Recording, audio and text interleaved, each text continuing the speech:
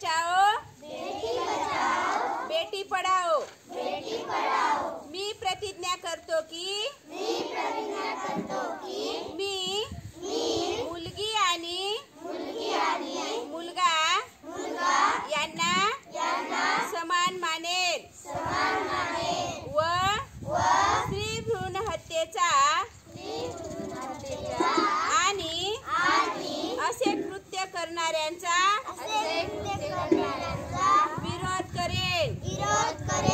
मी मुलीच्या शैक्षणिक सामाजिक राजकीय आर्थिक समानतेसाठी सदैव कटिबद्ध राहील।